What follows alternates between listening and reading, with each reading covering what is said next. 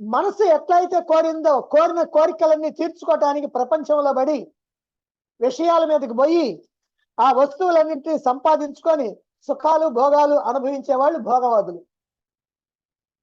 అలా కాకుండా ఏదైతే నీకు లభించిందో అప్రయత్నంగా నీకు లభించినటువంటి దాంతో సంతృప్తి చెందుతూ ఎవరైతే ఉంటారో వాళ్ళు త్యాగవాదులు.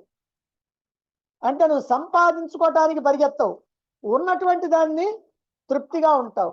అసలు ఈ లోకంలో తృప్తిగా ఆనందంగా ఉండే మానవుడు ఎవరో తెలిసినా ఉన్నదానితో సంతృప్తి చెందేటువంటి వాడు. అందుకనే పెద్దవాళ్ళు చెప్తారు, మంచం ఉన్నంత వరకే కాళ్ళు ముడుచుకో అని. కాళ్ళు కాస్త పెద్ద అని మంచం మళ్ళీ కొత్తది తెచ్చుకోవాలనుకోకుండా మంచం ఉన్నంత వరకు కాళ్ళు ముడుచుకో అని చెప్తూ ఉంటారు. కాబట్టి భగవంతుడి దగ్గరే అవుతారు. కాబట్టి భోగవాదం నుంచి త్యాగవాదానికి నడవాల. భగవద్గీత ఏం చేస్తుందంటే భోగవాదం నుంచి త్యాగవాదానికి మనం నడిపిస్తుంది. అదే భగవద్గీత చేసే పని.